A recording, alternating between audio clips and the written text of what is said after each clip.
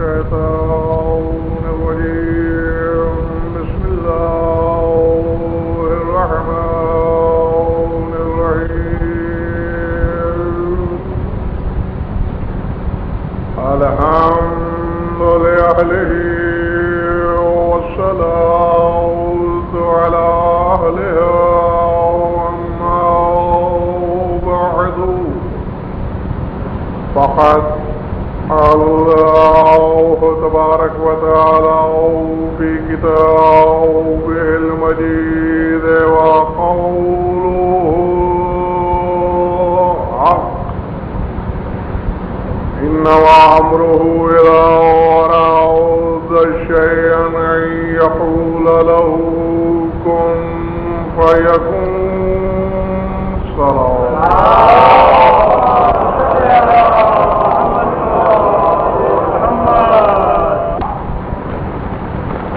سورہ یاسین سے ایک مشہور آیت تلاوت کی میں نے.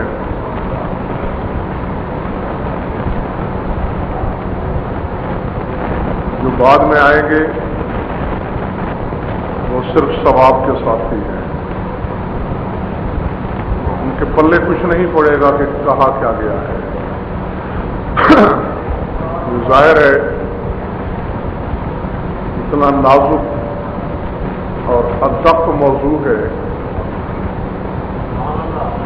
کہ کائنات عالم کا علم مل کر بھی جتنا رسا کیوں نہ ہو جائے کہ اعتراف نارسائی کے سوا چارہ نہیں. ہم صرف ان جہتوں تک پہنچ سکتے ہیں جہاں تک ہماری پہنچ ہے، اور ان کے لیے بھی ایک تسلسل، ایک سلسلہ، زنجیر کے حلقے کے ساتھ ایک حلقہ ضروری ہے. فرمایا بجز اس کے کوئی امر واقعی نہیں کہ اللہ کا امر یہ ہے کہ اس نے جب بھی کسی شے کو عدم سے وجود میں لانے کا ارادہ کیا تو اس شے سے کہا کہ ہو جا، تو وہ ہو گئی. اور فرمایا انما کلمہ حسر ہے، امر اس اللہ کا کیا ہے، اذا اراد شیئا، کہ جب بھی اس نے ارادہ کیا کسی شے کو بنانے کا، یقول لہو کن، اس نے کہا اس شے سے کہ ہو جا، تو وہ ہو گئی. حالانکہ یہ آیت یقیناً ہزاروں نہیں تو سینکڑوں مرتبہ آپ کی سنی ہوئی ہوگی، قرآن میں دیکھی ہوگی، علماء کے تبصرے سنے ہوئے. لیکن میں جو گفتگو کرنا چاہ رہا ہوں آپ حضرات سے وہ یہ ہے، ثقلین صاحب شاید ابھی عدم میں ہے، وجود میں آئے گی، آئی نہیں. عدم میں موجود شے سے اللہ کہہ رہا ہے ہو جا،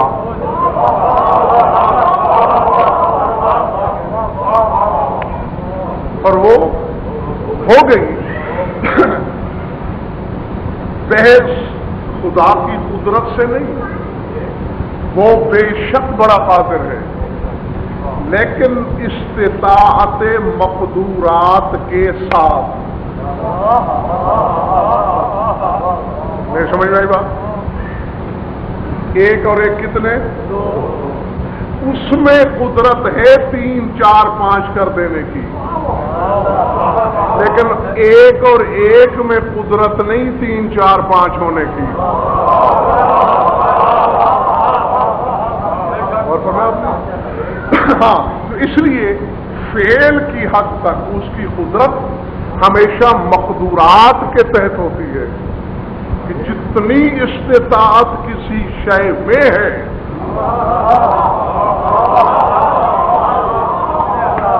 اب دیکھیں، اگر کوئی خنزیر ہے تو اس لیے نہیں کہ اللہ نے اسے خنزیر خلق کیا، وہ خنزیر سے زیادہ ہو ہی نہیں سکتا. اگر کوئی حضرت انسان بن گیا اسے ہونا ہی انسان تھا. اب اگر انسان نبی نہیں بن سکا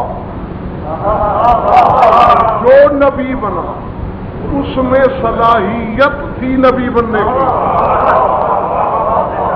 جو امام کہلایا اس میں صلاحیت تھی، بلی جیسے ایک اور ایک میں دو ہونے کی صلاحیت تھی، ہو گئے،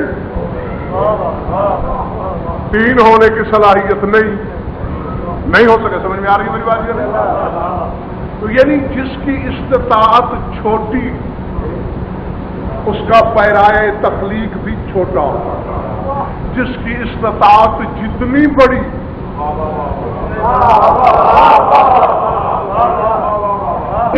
اب بحث اس سے ہے میرے بزرگوں بھائی عزیزوں کہ قاضی صاحب جو شے ہے عدم میں، کیا اس میں یہ طاقت ہے کہ وہ قدیم کے ارادے کو سمجھے بھی، اس کے حکم کو سنے بھی اور پھر ہو جائے؟ نہیں. پوری ایک مجلس میں آپ کے سامنے پڑھ چکا ہوں کہ حادث کا قدیم سے کوئی ربط ہی نہیں.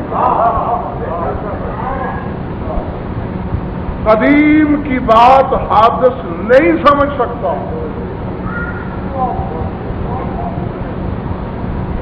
اگر تو آپ نے سوچنا ہے تو پھر آپ بھی سوچیے، ورنہ صرف سنیں. ہاں، یہ جو حیرت لہرا جاتی ہے نا چہروں پہ، اسے قریب نہ آنے دیں. میں کس لیے آپ کی خدمت میں بیٹھا ہوں؟ بھائی حادث کی بات تو حادث سمجھے گا، حادث قدیم کی بات نہیں سمجھ سکتا. تو پھر یہ کیسے ہے کہ میں کہتا ہوں ہو جاؤ؟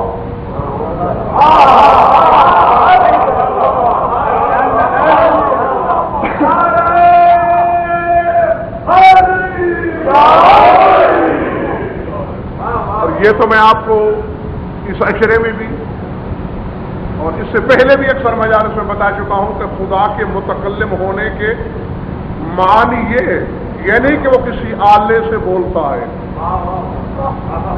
اس کے متکلم ہونے کا مقصد یہی ہے کہ وہ کسی شے میں کلام پیدا کرتا ہے، وہ کسی شے میں کلام خلق کرتا ہے. اسی لیے کلام صفت ذات نہیں ہے، صفت فعل ہے. حدیث یاد ہے نا معصوم کی کہ اللہ تھا مگر متکلم نہیں تھا، شے نہیں تھی کہ جس میں کلام خلق کرتا.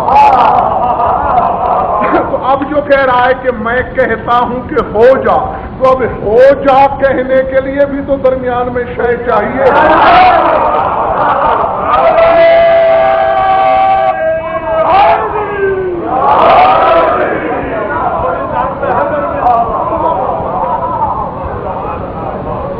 تو پھر آخر کیسے سلسلہ کونین چلا ہوگا؟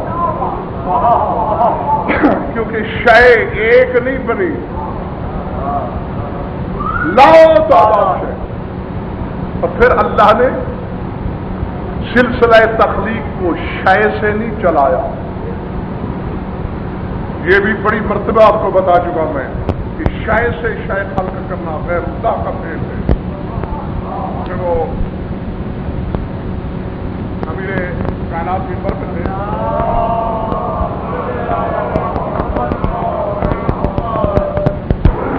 بار بار بلا تشبیہ یہ عالم تھا مولا کا. بار بار فرما رہے سلونی حاضا صفت العلم حاضا لعاب رسول اللہ سلونی قبل ان تفقدونی. سوال کرو، یہ علم کا ظرف ہے، یہ لعاب رسالت ہے. انا ہنا علما جما، یہاں علم کے سمندر کھا کے مار رہے ہیں. پوچھو. ہاں، ذیل یمانی نے سوال کیا، جواب دیا، پھر فرمایا سلونی، سوال کرو. سے وقت یہودی نے سوال کیا، جواب دیا، پھر فرمایا سلونی. اشعث بن قیس نے سوال کیا، جواب دیا، پھر فرمایا سلونی. سوال کرو. کونے میں سے ایک شخص اٹھا، آپ حیرت میں نہ پڑے پہلے بتا دوں، وہ خضر تھا جو لباس بشر میں علی سے سوال کرنے آیا. کہتے یا امیر المومنین دلنی علی عمل انا عملتہ نجانی اللہ بہ من النار. ایسا عمل بتائیے مجھے کہ جس کے ذریعے اللہ مجھے نار جہنم سے نجات دے دے۔ خضر ہے کون؟ ولی، چھوٹا موٹا نہیں، موسیٰ کا معلم ولی، نجات کے لیے محتاج بن کے علی کے در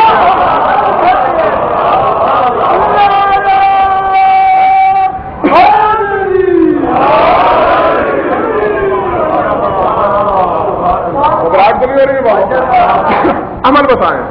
کہا کیا میرے مولا نے؟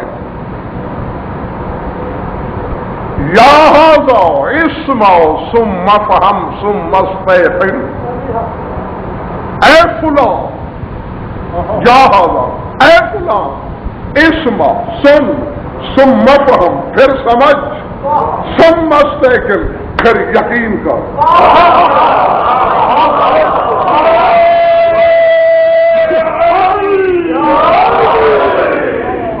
مجھے نہیں معلوم کس کے سر سے گزر گئی ہے بات، اب افسوس یہ ہے کہ میں نے اشرف توحید پہ پڑھنا ہے، ورنہ ایک ایک جملہ ایک ایک مجلس مانگتا ہے۔ سامنے ولی ہے، جزوی صحیح ولی ہے، اور موسیٰ سے بڑے علم والا ولی ہے۔ موسیٰ جس کے سامنے متعلم بھی نہیں بن سکا، ایسا عالم ولی، اور علی کیا کہہ رہے ہیں؟ او فلاں، یا ھذا، یہ پست ترین خطاب کا طریقہ ہے جہاں کسی ادنا سامنے سے کہا جائے۔ اب میں کہتا ہوں عشرت بھائی، ثقلین صاحب، ارشاد صاحب، اور کسی سے کہتا ہوں او فلاں،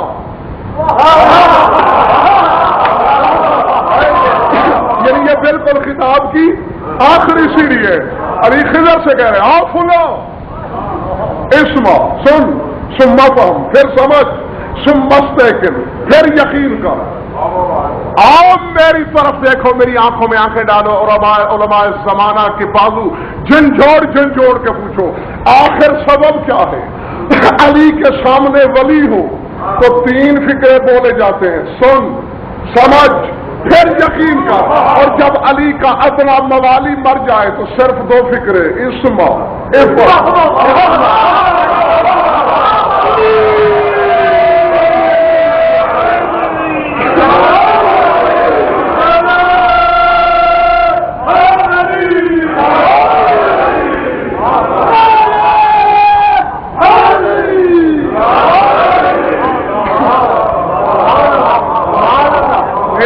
بات سمجھ میں نہیں آئی تو کھول کے بتا دوں۔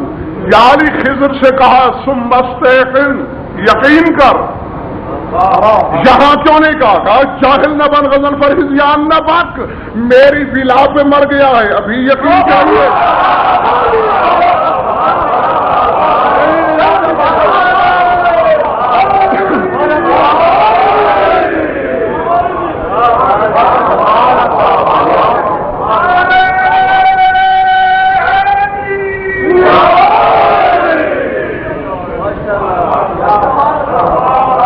گھبراہٹ تو نہیں ہو رہی بابا؟ میرے باہر والے سامعین بھی خوش ہیں؟ ابھی فرماتے ہیں رہ گیا وہ عمل کہ جس سے تجھے نجات ملے، سن، سمجھ، یقین کر۔ کیا؟ قامت الدنیا بثلاثت، یہ دنیا تین شخصوں پر قائم ہے۔ جاگنا، ہاں، جو سیکھنے آئے ہیں وہ اللہ دل پہ لکھیں۔ امیر کائنات فرما رہے ہیں قامت الدنیا بثلاثت، یہ دنیا تین شخصوں پر قائم ہے۔ مولا کون کون سے؟ بعالم ناطق مستعمل لعلمه، وبغنی لا يبخل بموله على اهل دین الله، وبفقیر صابر فإذا قتم العالم علمه وبخل الغني بموله ولم يصبر الفقير فإنتهى الويل والسبور، فإنتهى يعرف العارفون بالله أن الدار قد رجعت إلى بعضها أي الكفر بعض الإيمان۔ فرمایا تین بندوں پہ قائم ہے یہ دنیا، ایک تو اس عالم کی وجہ سے قائم ہے جو ناطق بھی ہے اور اپنے علم کو استعمال بھی کرتا ہے، بعالم ناطق مستعمل لعلمه، عالم ہے خاموش عالم نہیں، ناطق بھی ہے بولنے والا ہے، اور فقط بولتا نہیں علم کو استعمال کرتا ہے۔ وَبِغَنِيٍّ لَوْ يَبْخَلُ بِمَوْلِهِ عَلَى أَهْلِ دِينِ اللَّهِ، اور ایسے غنی پر دنیا قائم ہے کہ جو اللہ والوں سے مال کی بخیلی نہیں کرتا۔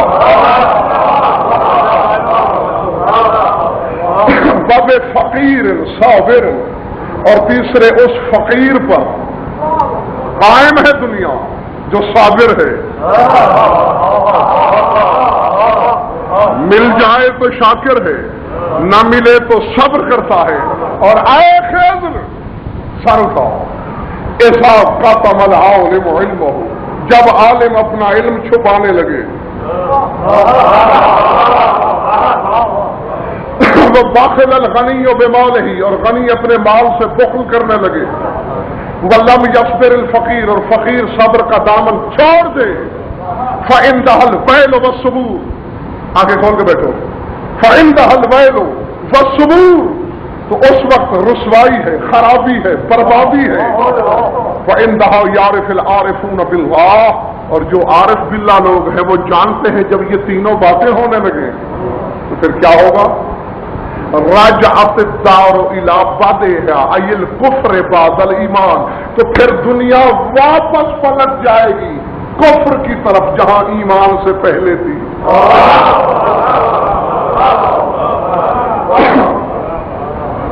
یہ اس حدیث سے درس کیا ملا؟ عالم علم چھپائے، غنی بخیل ہو جائے، فقیر بے صبرہ ہو جائے تو کفر پھیلتا ہے، ایمان سکڑتا ہے، اور اگر تینوں اپنا اپنا کام کر رہے ہیں دنیا قائم ہے، ایسوں پر دنیا قائم ہے، حجت تو پھر حجت ہے۔ اب یہ مقصد میرا کہنے کا، یا تو میرے علم میں ثقلین صاحب یہ بات نہ ہوتی، علم ہی نہیں ہے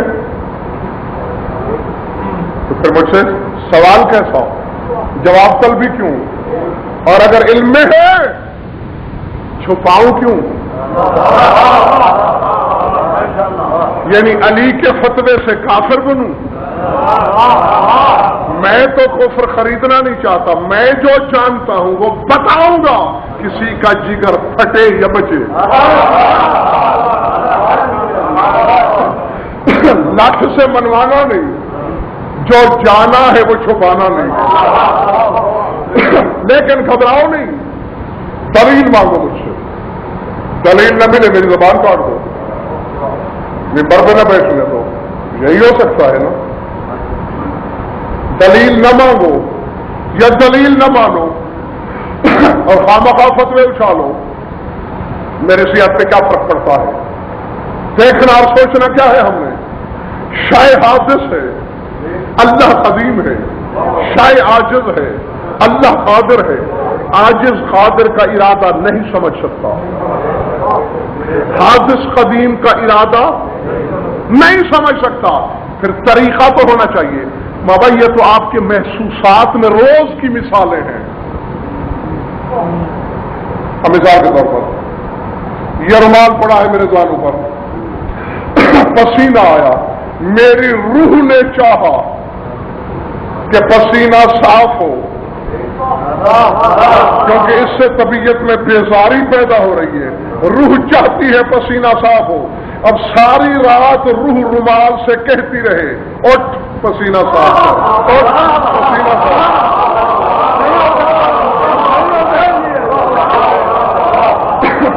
چونکہ رومال کثیف ہے، روح لطیف ہے، یہ کثیف لطیف کی نہ آواز سنتا ہے نہ ارادہ سمجھتا ہے، تو اب یہ کیا کرے گا؟ یہ لطیف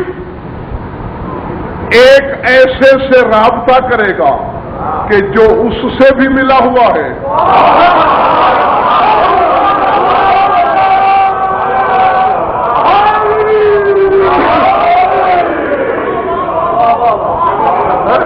اور رومال تک بھی اس کی رسائی ہے، وہ روح ہاتھ کو حکم دے گی۔ اب ہاتھ روح کے حکم کو سمجھتا ہے اور رومال ہاتھ کے حکم کو پہچانتا ہے۔ جو ہی ہاتھ اسے چھوئے گا یہ اٹھ آئے گا، اب سمجھ جائے گا کہ ارادہ کیا ہے۔ اور بابا کہاں روح کی لطافت، کہاں اس لطیف کی لطافت۔ سمجھ آئی بات یا نہیں؟ تو وہ تو جو هو اللطیف الخبیر، جو لطیف بالذات ہے، لطافتوں کا خلاق ہے، وہ جب شے سے کہے کہ ہو جا، ہو ہی نہیں سکتی۔ چیلنج ہے ذرا علماء زمانہ کو، جب تک درمیان میں کوئی ایسا رابطہ نہ ہو جو اس جیسا بھی ہو، حادث جیسا بھی ہو۔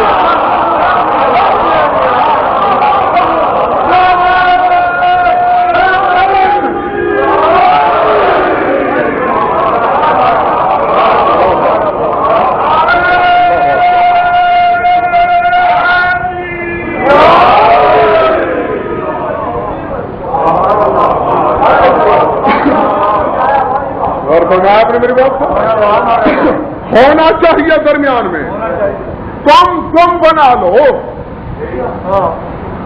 میں نہیں دینا چاہتا تمہیں، میرا دیا تمہیں قبول نہیں، جو نہیں لینا چاہتا خدا اس کے نصیب میں نہ لکھے، اپنا بنا لو جو کچھ اس جیسا،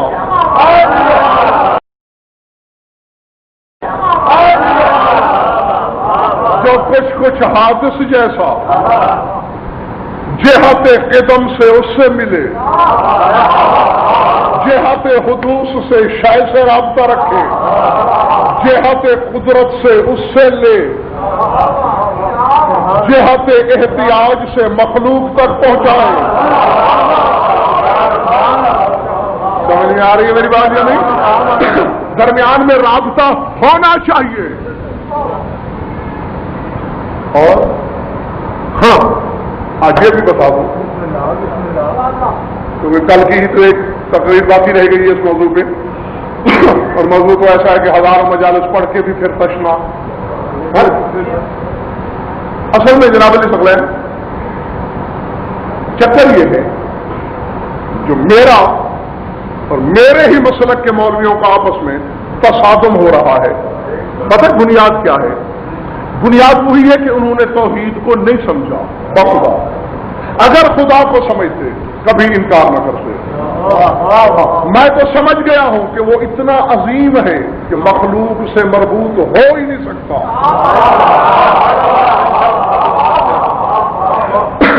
یہ تو وہ اسے ایک عام بندے کی سطح پہ لاتے پھرتے ہیں۔ آؤ، اصل میں چکر کیا ہے؟ وہ موحد بنتے ہیں غلط رخ سے، یہی کہتے ہوئے نظر آتے ہیں نا آپ کو مقصر، کہ بھئی ساری صفتیں محمد مصطفیٰ کو مل جائیں، علی مرتضیٰ کو مل جائیں، 12-14 کو دے دی جائیں، اللہ کے پلے کیا رہا؟ یہی ہے نا؟ آؤ، جو توحید سیکھنے آیا ہے وہ لکھ لے۔ یہ باتیں ہر کوئی بتا نہیں سکتا اور روز روز کہیں بھی نہیں جاتی، یہ کبھی کبھی اشارے ہوتے ہیں اور کبھی کبھی طبیعت موج میں ہوتی ہے، پھر یہ باتیں زبان سے نکلتی ہیں۔ اصل میں چکر کیا ہے؟ وہ خدا کی صفات کو قاضی صاحب بندے تک پہنچنے کے سلسلے کو نام دیتے ہیں انتقال الشیء من الشیء الی الشیء بالخلو والنقصان، یعنی ایک شے سے دوسری شے تک کسی شے کا منتقل ہونا، یا خلو کے ساتھ یا نقصان یعنی کمی کے ساتھ۔ اور میں یہ کہتا ہوں، یا جو میرے عقیدے والے علماء ربانیین ہیں وہ یہ کہتے ہیں کہ نہیں، تم نے سمجھا ہی نہیں، خدا کی صفت حجت تک اس طریقے سے نہیں پہنچی، بلکہ وہ یہ ہے انتقال اثر الشیء الی الشیء بالکمال والبقاء۔ شے تک انتقال نقصان اور خلا سے نہیں، شے کے اثر کا دوسری شے تک پہنچنا کمال اور بقا کے ساتھ۔ نہیں اب دیکھا نا، یہ بے جا شرما گئے آپ۔ حالانکہ یہاں سوال میں دیکھ رہا ہوں چہرے کہ 50% سے زائد لوگ نہیں سمجھے میری بات کو، تو آپ کو کہنا چاہیے تھا کہ تشریح کرو۔ وہ کیا کہتے ہیں مفسر کہ جیسے شے، مثال کے طور پر میری جیب میں 100 روپے ہیں، میں نے اشرف بھائی کو دے دیے، ایک شے مجھ سے منتقل ہو کر ان تک پہنچی خلو کے ساتھ، یہاں خلا ہو گیا، یہاں نہ رہی۔ یہ ہے کہ 100 کا نوٹ تھا ایک میرے پاس، ادھر چلا گیا، یا 100 تھے 50 میں نے ان کو دے دیے، یہ ہے بن نقصان۔ یعنی ایک شے سے دوسری شے تک منتقل ہو گئی نقص کے ساتھ، کہ جو ادھر دیے وہ ادھر کم ہو گئے۔ وہ یہی سمجھتے پھرتے ہیں کہ جو صفت خدا حجت کو دے گا وہ یا ادھر گھٹ جائے گی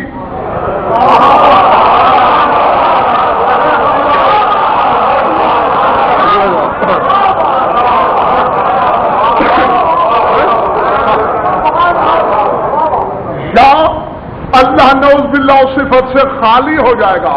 اور ہم کہتے ہیں نہیں ہو چاہے لو، یہ بات نہیں، انتقال و اثر الشیء من الفاعل الى الشیء بالکمال والبقاء، یہ جسامت والی چیزوں کی مثال اللہ پر۔ شے منتقل نہیں ہوتی اللہ سے، نہ وہ شے ہے نہ اس کے ساتھ کوئی شے تھی۔ کیوں؟ اگر اس کے ساتھ کوئی شے ہو تو دو قدیم ہو جائیں گے۔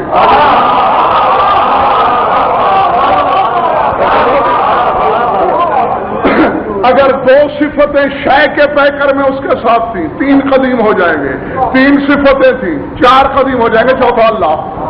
نہیں ایسا نہیں، انتقال و اثر شے، شے منتقل نہیں ہوتی، اللہ شاباش، اللہ شے کا اثر منتقل کر دیتا ہے کمال اور بقا کے ساتھ، کہ وہ شے اللہ کے پاس بھی باقی رہتی ہے، اور کمال یہ ہے کہ حجت تک بھی پہنچ جاتی ہے۔ مثلا ایک مسئلہ میں جانتا ہوں اس کا حل کیا ہے، آپ نہیں جانتے تھے، آپ نے مجھ سے پوچھا، میں نے جواب دیا، اب آپ بھی اس مسئلے کے ویسے عالم ہو گئے جیسے میں تھا، اور میں بھی ویسے کا۔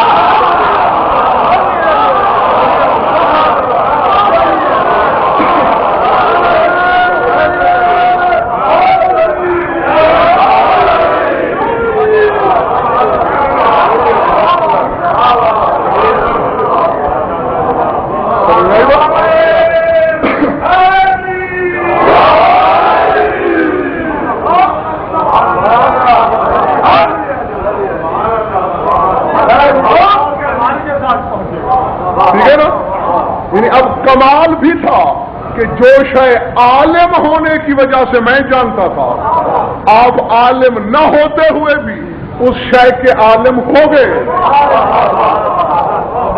لیکن میں رہا، آپ رہے، نہ میں خالی ہوا صفت سے، نہ کم ہوئی ادھر کوئی صفت، اور ادھر بھی پہنچی۔ اب سمجھ میں آ رہی ہے بات یا نہیں؟ خدا کا کوئی نقصان نہیں، یہی تو قدرت ہے اس کی، کہ جو صفتیں اس کی ذات میں تھی وہ ساری ادھر دے دی، ادھر بھی رہی، اور یہ بھی ویسے نظر آئے جیسے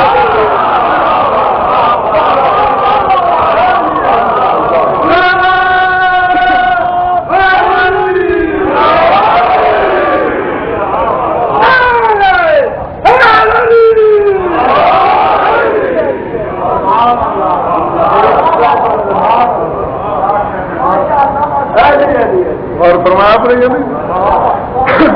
یہ ہے سلسلہ، بس یہ اصول قابو میں رکھیے گا، کبھی بھی کوئی آپ کے موحد ہونے پہ انگلی نہیں اٹھا سکے گا۔ اور اس کلیے پر خدا خدا رہے گا، بندہ بندہ رہے گا. ہاں، چاہے عرش سے بھی کروڑ گنا اوپر کسی زینے پہ آپ بندے کو دیکھیں گے، چاہے مکے مدینے نجف کو چھوڑ کے بندہ خود حجاب الہی میں کیوں نہ جا ڈھونڈے،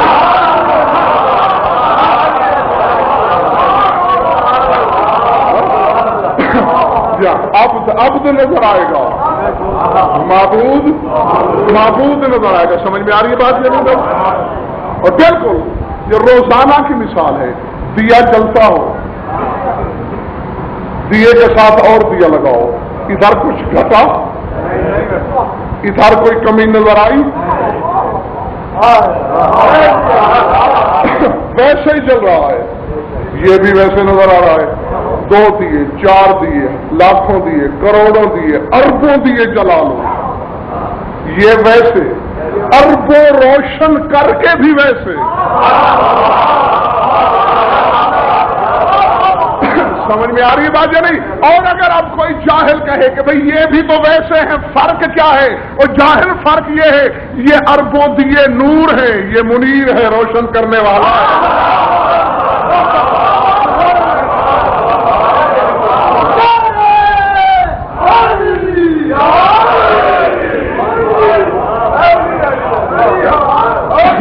یہ فرق ہے بندے اور خدا میں. جیسے شے کا اثر دوسرے تک منتقل ہو جائے، خدا ایسے اپنے کمال کو، اپنے صفات کو اپنے بندوں تک منتقل کرتا ہے. اب کوئی نقص نظر آیا خدا میں معاذ اللہ؟ اب کسی لمحے بندہ خدا لگا؟ بالکل نہیں لگا. اور آؤ اب ایسا ہے، جو دیا جل رہا تھا وہ تو جل رہا ہے، اس نے تو جناب علی ثقلین پابندی نہیں لگائی کہ کتنے دیے جلاؤ، یہ تو دیوں پر ہے. اب ایک دیا چھوٹا تھا، اس نے تھوڑی روشنی لی. ایک دیا بڑا تھا، ایک اس سے بھی بڑا تھا، ایک اسی جیسا تھا.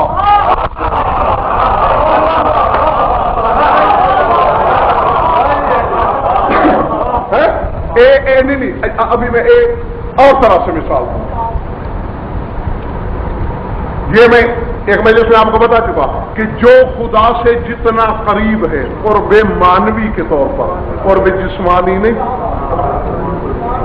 اللہ کے لیے جسمانی قرب کی شرط ہی نہیں اور ہوتا ہی نہیں. مانوی قرب، جو جتنا قریب اس کے اتنا مظہر بنے گا اس کا. ٹھیک ہے نا؟ لیکن مظہر مولی نادر کون بنے گا؟ جس کا ظرف جتنا لطیف ہوگا اور جتنا وسیع ہوگا اتنا آئینہ نظر آئے گا وہ منیر کا. اب مثال کے طور پر یہ پانی کا ایک گلاس ہے، اگر میں چاندنی رات میں یہ گلاس لے کے آسمان کے نیچے کھڑا ہو جاؤں، اس میں بمشکل ایک آدھ تارا دکھائی دے گا، لیکن دکھائی ضرور دے گا.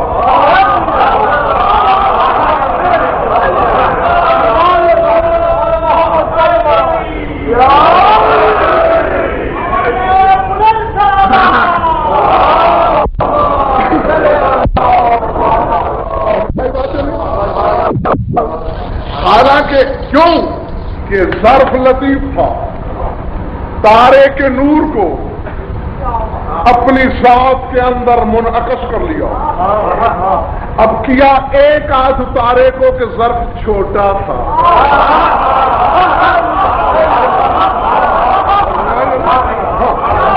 بالکل میں عالم محسوس کی حصی مثالوں سے آپ کو سمجھانے کی کوشش کر رہا ہوں. اور اگر پانی کا ایک تشت میں بھر کے آسمان کے نیچے رکھ دوں تو اس میں 50-60 ستارے نظر آئیں گے. کیوں؟ حالانکہ تارے سارے کے سارے چمک رہے ہیں ایک ساتھ. ظرف میں اتنے نظر آتے ہیں جتنا ظرف کی وسعت ہے. اور اگر میں حوض پہ چلا جاؤں اس میں 500-700 ستارے، اگر دریا کے کنارے چلا جاؤں، اگر سمندر کے کنارے چلا جاؤں، اگر پوری روئے زمین کو پانی سے بھر کے لطیف کر دوں، پورا آسمان نظر آئے گا۔ تو بس یہی کچھ تو سمجھانے کی کوشش کر رہا ہوں۔ آدم گلاس جتنا ظرف تھا، ایک صفت لے سکا۔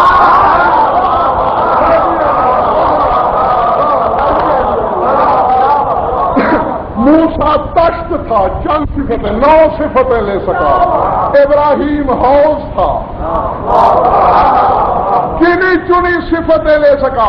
جب محمد و آل محمد کے گھرانے کی باری آئی، یہ وہ بحر کمال تھے، جو ادھر تھا۔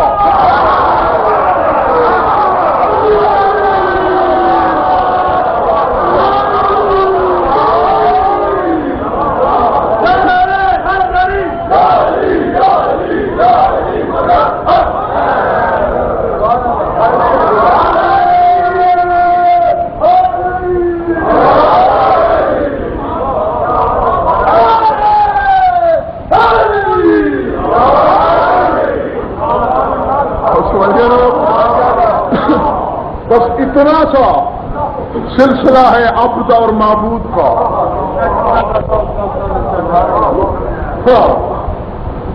یا ان کے صرف کی حد بندی دکھاؤ، نہیں دکھا سکتے تو پھر ماننا پڑے گا کہ جو ادھر تھا۔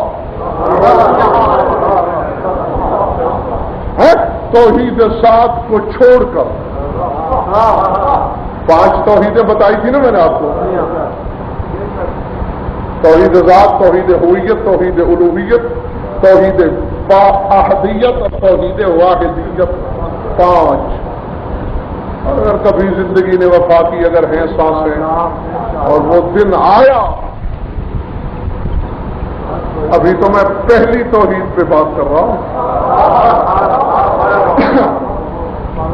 اشارہ چھوڑ دوں تاکہ صاحبان اشارت کو اگر 5 سال بعد، 10 سال بعد، 15 سال بعد کبھی یاد ہو، میری آپ دونوں کی زندگی ہو، تو پھر آپ مجھے یاد تو دلا سکے کم از کم۔ توحید ذات اور توحید واحدیت، آخر میں ہے واحدیت، پہلے ہے ذات۔ ذات پہ بات نہ قرآن نے کی نہ حدیث نے، کیوں؟ توحید ذات کو نہ قرآن جانتا ہے نہ حدیث جانتی ہے۔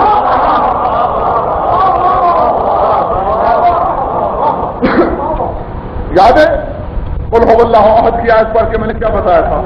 توحید ذات کے بعد کیا ہے؟ توحید ہویت، پھر الوہیت، پھر احدیت، اور یہ تینوں توحید ایک آیت میں اللہ نے جمع کر دی۔ قل هو اللہ احد، ہوا ہے، اللہ احد ہے، اور بالکل نمبروں کے مطابق کی نا۔ ذات کو تو کوئی جانتا ہی نہیں، 14 ہی نہیں جانتے، جو اس کی ذات ہے۔ ذات کو من ہے سو ذات جانتے ہیں، بس یہ ذہن میں رکھنا، اس کی ذات اور ہے، اس کی ذات اور ہے، اور اس کا تعلق آل محمد کے وجود و ظہور سے پہلے ہے۔ جس لمحے سے یہ ہوئے ہیں، ان کا ہونا اس کا ہوا ہونا،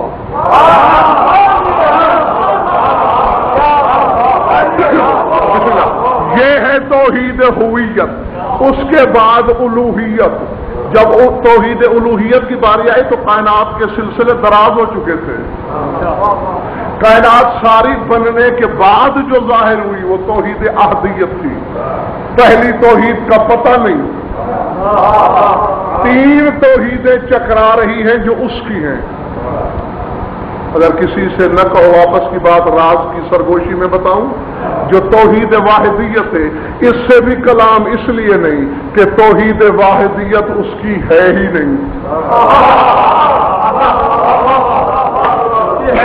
جیسے ذات صرف اس کی ہے، توحید واحدیت واحد بندوں کی ہے، اس کی نہیں ہے۔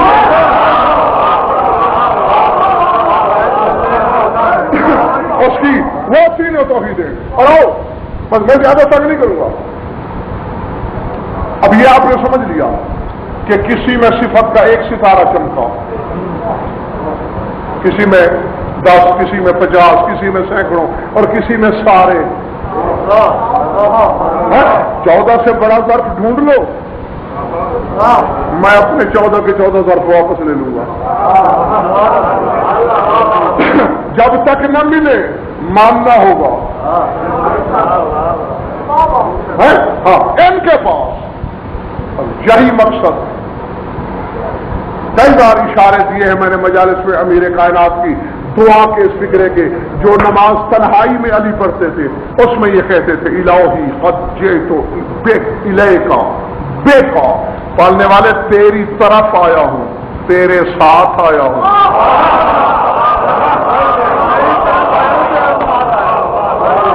سمجھ میں آئی بات؟ میں آیا تیری طرف ہوں، آیا تیرے ساتھ ہوں۔ اور شارحین حدیث یہ لکھتے ہیں کہ جئت الی ذاتک بے صفات کا، تیری ذات کی طرف آیا ہوں، تیرے صفات کو ساتھ لے کے آیا ہوں۔ تو ساری صفتیں۔ اب اور تیسرا فرق سنو، ہر حجت، بھائی صاحب اگر کوئی سوال کرتا ہے حجت اور خدا کے افعال میں کیا فرق ہے، اور لے جاؤ نجف اشرف کے حوض علمیہ تک غزل سر کی یہ بات انشاءاللہ رد نہیں ہو سکے گی۔ خدا کی حکومت ہوتی ہے فطرت پر اور حجتوں کی حکمرانی ہوتی ہے طبیعت پر۔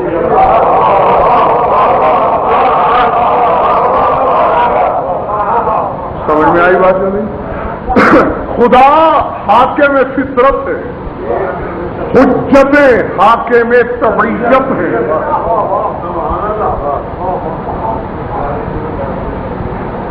آگ کی فطرت کیا ہے؟ نہیں، کسی جاہل سے سنا ہوگا۔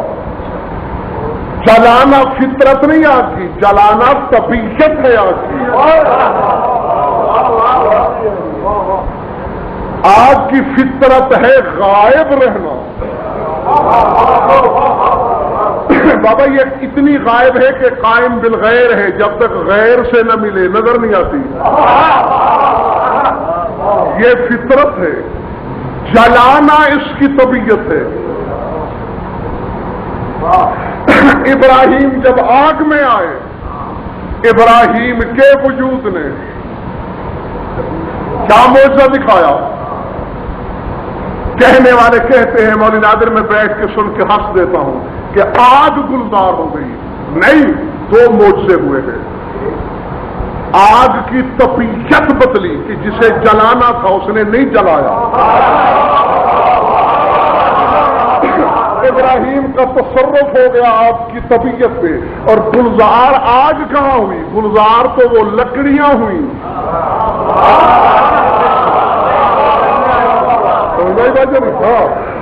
جس درخت سے جو لکڑی کاٹ کے لائی گئی تھی، وہی درخت اشجار بن گئے، شجر بن گئے۔ حاکم میں طبیعت تھا۔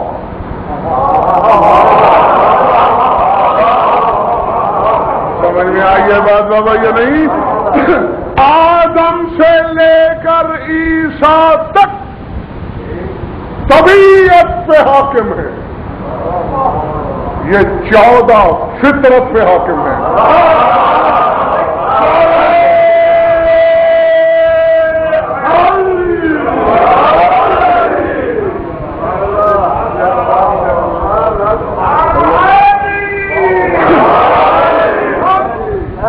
کیا سمجھے؟ ہاں، فطرت پہ حکومت بھی صفت ہے خدا کی۔ آج تک کسی بدبخت سے میں نے نہیں سنا جب کہا جائے کہ اسرائیل مارتا ہے تو کوئی نہیں کہتا کہ جو مارنے کی صفت ادھر آئی وہ اللہ میں تو کم ہو گئی ہوگی،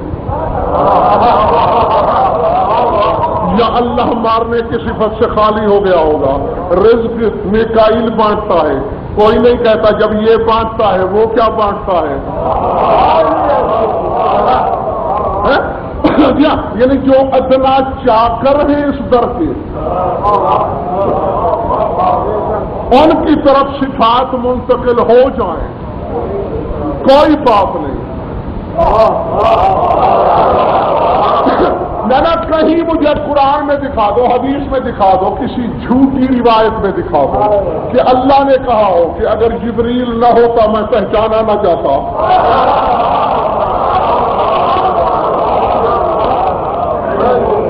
کہیں اللہ نے کہا ہو اگر میکائیل اسرائیل اسرافیل نہ ہوتے میری معرفت نہ ہوتی، میری عبادت نہ ہوتی۔ رسول نے کہا، امیر کائنات نے کہا، پانچویں نے کہا، امام ششم نے کہا، آٹھویں نے کہا، دسویں نے کہا، 11ویں نے کہا، دعوے سے سب کے اقوال دکھا سکتا ہوں۔ بنا عبد اللہ، بنا عرف اللہ، لولانا ما عبد اللہ، لولانا ما عرف اللہ، ہماری وجہ سے پہچانا گیا، ہماری وجہ سے عبادت ہوئی، ہم نہ ہوتے نہ اس کی عبادت ہوتی نہ اس کی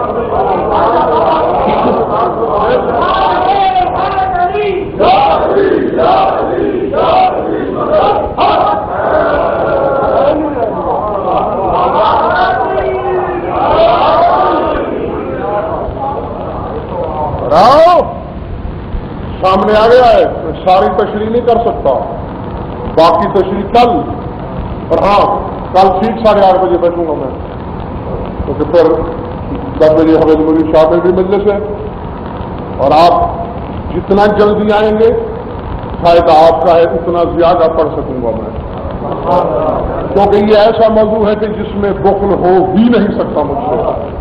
ہاں آپ بے شک 8 بجے آ جائیں،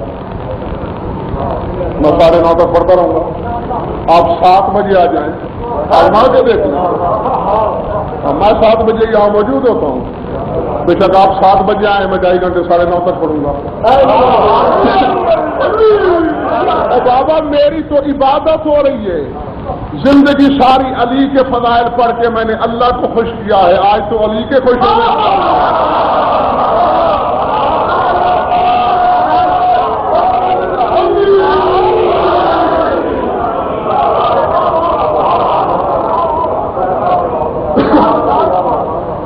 خدا خوش ہو گئے کہ میرے ولی کے قصیدے پڑھے جا رہے ہیں، اور آج علی خوش ہے کہ میرے خدا کی خصوصیت اور تنظیم بیان ہو رہی ہے۔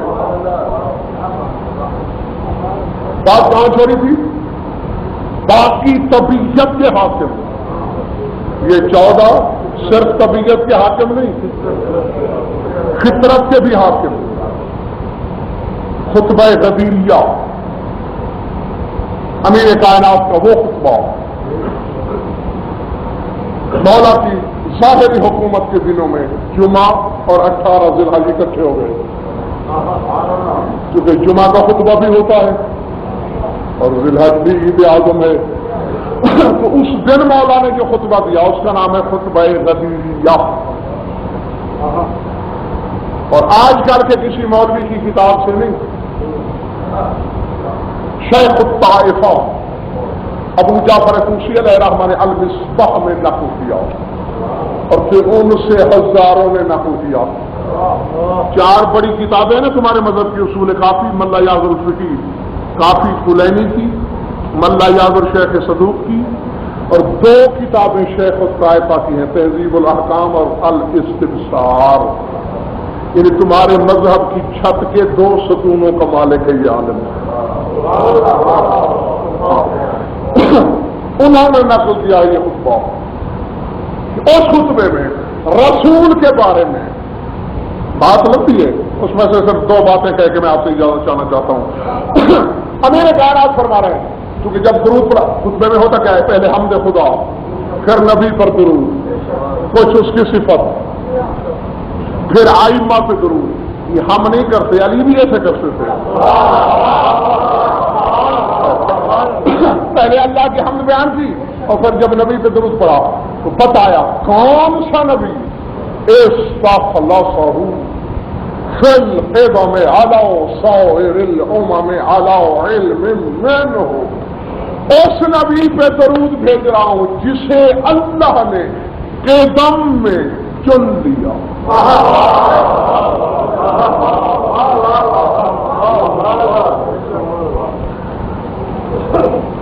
مکے میں نہیں چنا، مدینے میں نہیں چنا، زمین پہ نہیں، آسمان پہ نہیں، زمانے میں نہیں، دہر میں نہیں، سرمد میں نہیں، قدم میں۔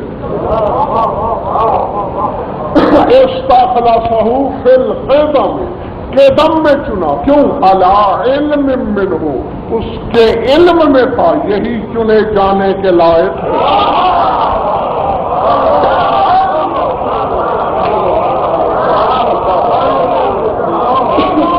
اللہ اکبر، عظمت اللہ۔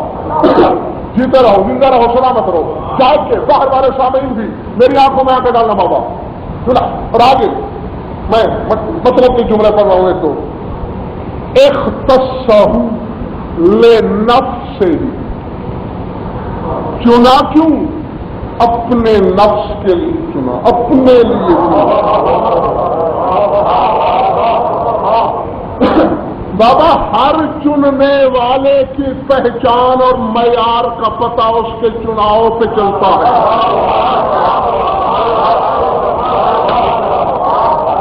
نہیں، ملتان کے شہر میں بازاروں میں نکل کے دیکھنا، کوئی سبزی چنتا ہوا نظر آئے گا، یہ کریلے خراب ہیں، باسی ہیں، یہ چن کے لوں گا۔ کوئی کپڑے کا چناؤ کر رہا ہوگا، یہ خراب ہے، اس کا رنگ ٹھیک نہیں، اس کا ریشہ درست نہیں، یہ چنوں گا۔ اور پھر کسی شراب کی دکان پہ چلے جانا، کوئی ہیرا چن رہا ہوگا۔ ہر چننے والے کا معیار ہے، پہچان ہے۔ اب اگر کوئی ہیرا بھی چن کے لا رہا ہو، عشرت بھائی نے دیکھا بابا اس سے بھی ایک اعلیٰ ہیرا تھا، اب باتیں دو سمجھ میں آتی ہیں، یا اس کی قوت خرید کم تھی یا پہچان میں نقص تھا۔ کہ مشکور صاحب اس سے اچھا ہیرا تھا، خریدا کیوں نہیں؟ یا قیمت نہیں تھی یا پہچان اتنی تھی۔ اب اللہ نے کائنات میں چنا میرے نبی کو، اگر نقص ہے قیمت نہیں تھی یا پہچان اتنی تھی۔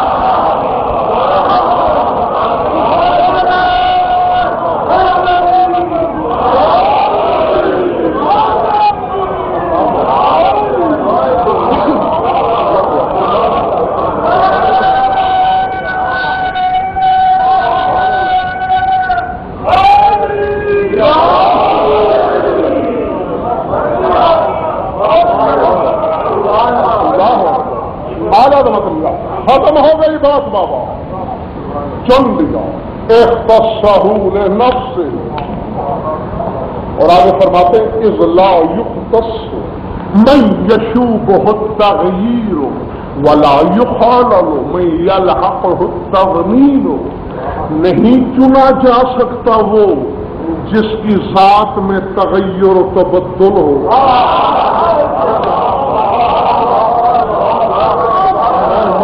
میں کہاں جاؤں یا امیر المومنین؟ مولا میں تیرے فکرے کی شرح کیسے کروں؟ تیرے موالیوں کو بھی تھکنے آ لیا، گھڑی بھی بھاگنا شروع ہو گئی، کروں کیا؟ حبیب منبر سلونی کہہ رہا ہے اذ لا یختص من یشوبہ التغییر، جس کی ذات میں تغیر ہو وہ اللہ اسے نہیں چن سکتا۔ تغیر کیا ہے؟ آج بچہ ہے کل جوان، یہ تغیر ہے۔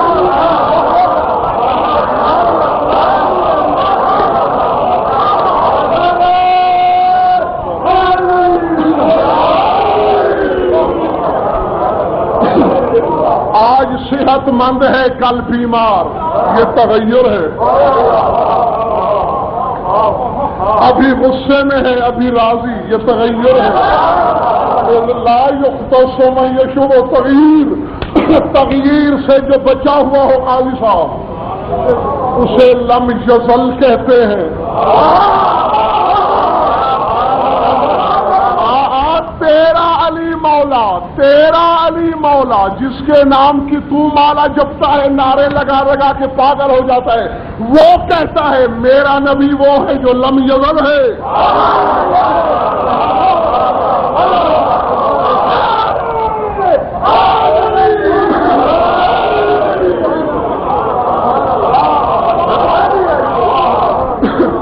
پہلے لم یزل بندہ سمجھ کے بتا، پھر لا سوال اللہ سمجھانا۔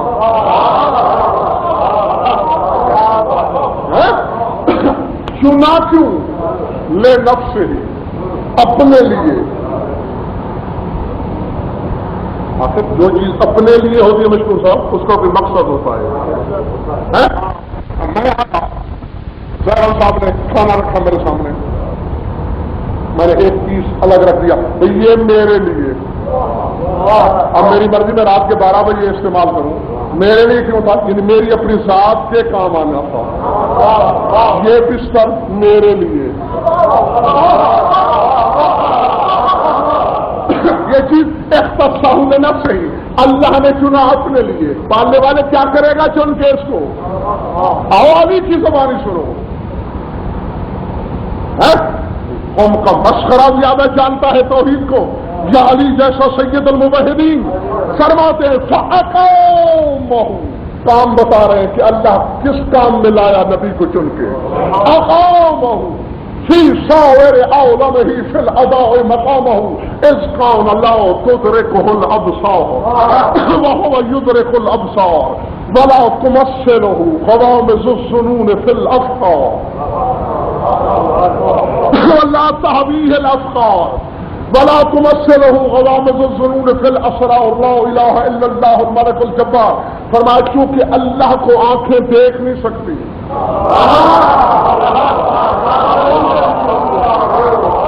سوچوں کے پرندے اس کی تصویر کے خاکے بنا نہیں سکتے،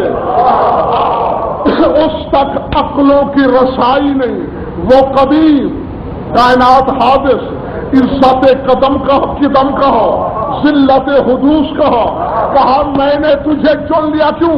اقامہ فی سائر عالمہ فی الاداء مقامہ، میرا حبیب تو میرا قائم مقام بن جا، میں ارادہ کرتا جاؤں گا تم کرتے جاؤ۔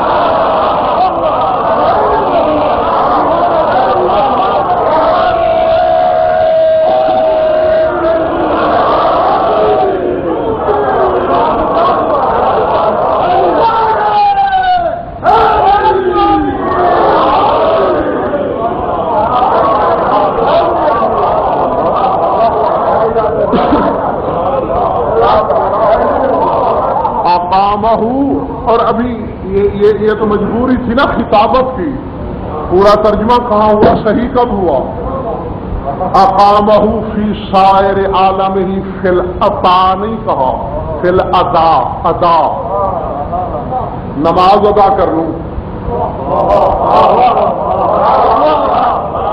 نماز ادا کر لوں، بیٹھے رہو کر دکھاؤ، کوئی فیل کرو گے تو ادا ہوگی۔ بھئی میں آپ کی نوکری کا حق ادا کر لوں، کوئی کام کرو گے تو ادا ہوگی۔ عطا کے لیے حرکت فعل ضروری نہیں۔ یہ 100 روپے کس نے عطا کیے؟ غضنفر نے، ہو سکتا ہے عشرت بھائی سے نقوی صاحب سے کہہ دیا اسے 100 روپے دے دو، کہا ہے نا، عطا تو میری مشہور ہو گئی، ہاتھ تک کو تو میں نے حرکت نہیں دی۔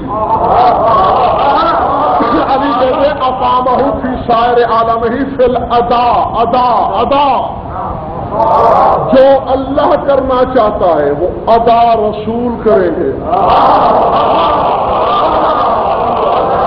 جی جی، اللہ کون کہنا چاہتا ہے میرا امر یہ ہے، میں کون کہنا چاہتا ہوں، شے کے لیے کون کہتا ہوں وہ ہو جاتی ہے، وہ ارادہ کرے گا، ادا رسول کرے گا۔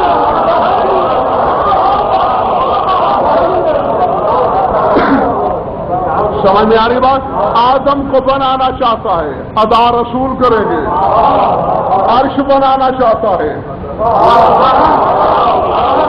ادا رسول کریں گے۔ رزق دینا چاہتا ہے، ادا رسول کریں گے. رسول ہے خدا کی صفت اولا. جیسے اللہ تک رسائی ممکن نہیں، رسول تک بھی ممکن نہیں.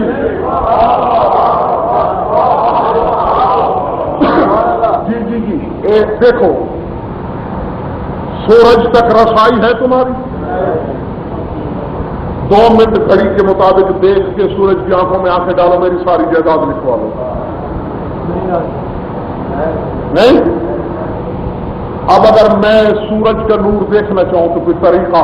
آپ کہیں گے ہاں تم بڑے علامہ بنے پھرتے ہو، اتنی بھی تمیز نہیں ہے تمہیں. رات کو چاند نکلنے دو.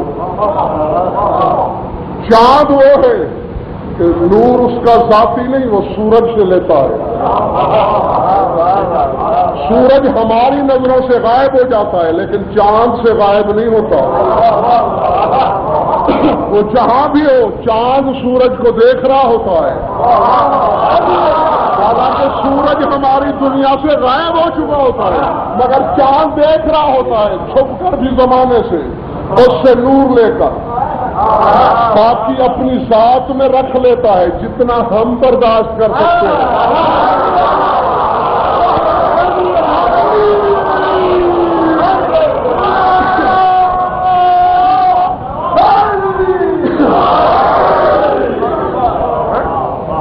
وہ کائنات تک پہنچا دیتا ہے ممتاز آباد والوں. والشمس وضحاها والقمر اذا تلاها.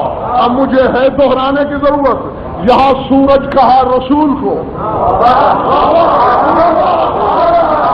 والقمر اذا تلا، قسم ہے اس چاند کی جو سورج کے پیچھے پیچھے چلتا ہے. چاند کہا میرے مولا علی کو. اللہ سے سب کچھ لیا رسول نے، ہمیں دے نہیں پاتا.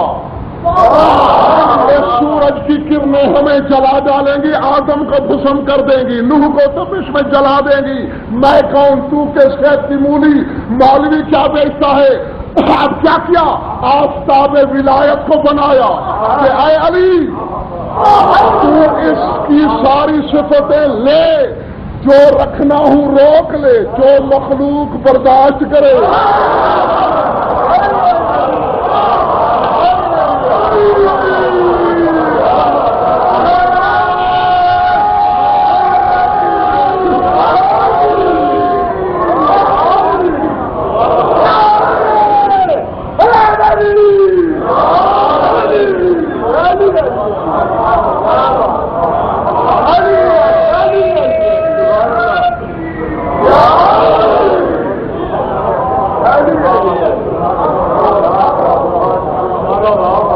یہ نہیں ہے ہم بے جا طرفدار نہیں علی کے، محبت تما ہے ہمیں اور کوئی لینے کا طریقہ سمجھ میں نہیں آتا. بے شک ہر شے کا بذات موتی اللہ عطا کر رسول تقسیم کو للہ علی. اب جس کو بھی، اسی لیے انا مدینۃ العلم کا یہی مقصد ہے. یہ نہیں ہے کہ میں علم کا دروازہ ہوں، علم کا دروازہ ہوں. ترجمہ تک جو مولویوں نے تم تک صحیح نہیں پہنچایا. انا مدینۃ علم نہیں ہے، انا مدینۃ العلم. العلم رسول کہتے ہیں میں العلم کا دروازہ ہوں، علم کا نہیں، العلم کا. العلم کیا ہے؟ سورہ ملک پڑھو. قل انما العلم عند اللہ. اے نبی کہہ دو العلم اللہ کے پاس ہے. جو شے اللہ کے پاس اس کا شہر نبی در علی.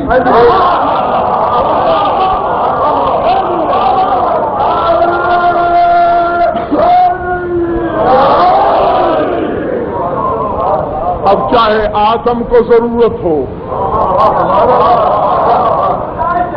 العلم کے شہر سے ملے گی در کے ذریعے. ابراہیم کو چاہیے، موسیٰ کو چاہیے، عیسیٰ کو چاہیے. بھئی یہ کلیہ پاس رکھو، خدا خدا رہے گا، بندہ بندہ رہے گا. وہاں کمی نہیں نظر آئے گی، یہاں کجی نہیں دکھائی. درود پڑھ لو مل کر بابا.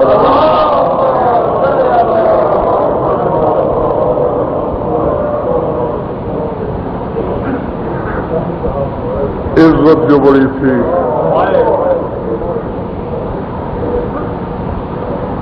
تو مصیبت نہیں لگی.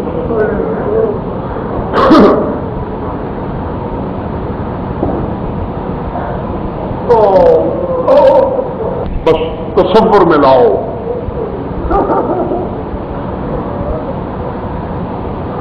وہاں کھڑی ہے علی کی بیٹی جہاں کھڑا ہونے کے لائق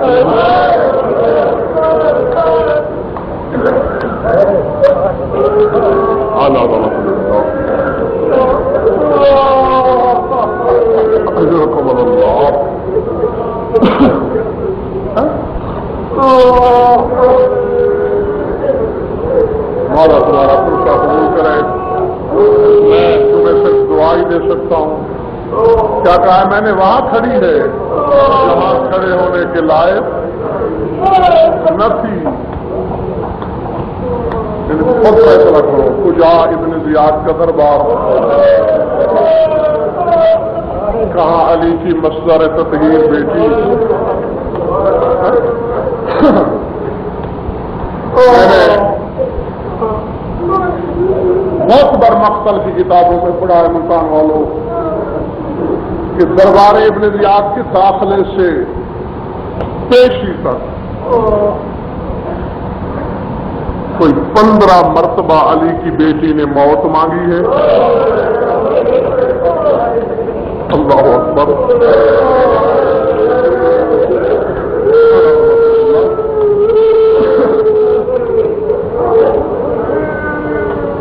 دربار کا دروازہ نظر آیا اور وہی روکے گا سجاد دعا مانگو خدا مجھے موت دے.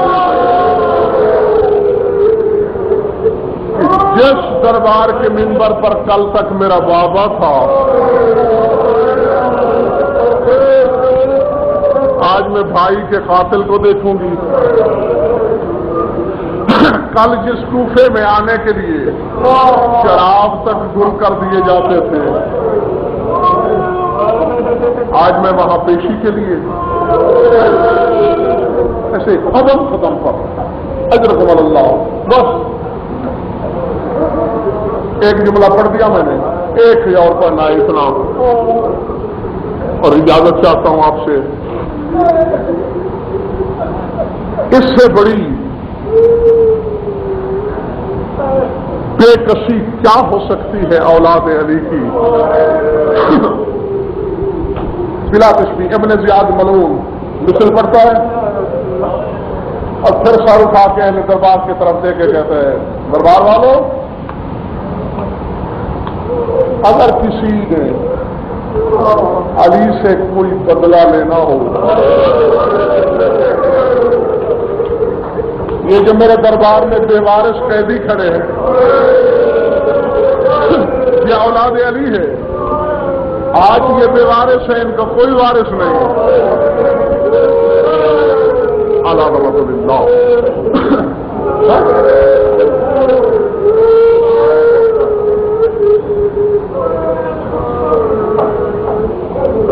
جس نے بدلہ لینا ہو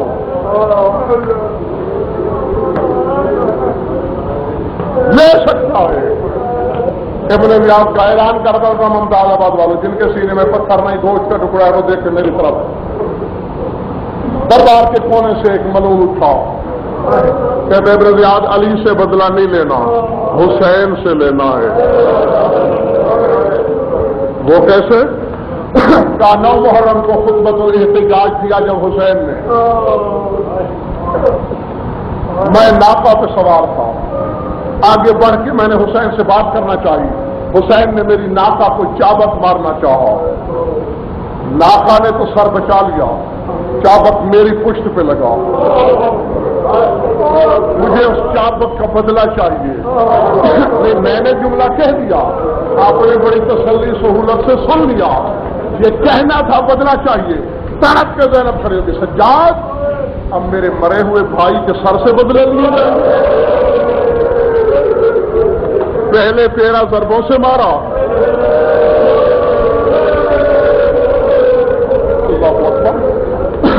اب میرے بھائی کا سر بدلا دے گا. سید سجاد نے روکے گا. خفیہ ماں گھبراتی کیوں؟ بازار میں نے بدلے نہیں دیے.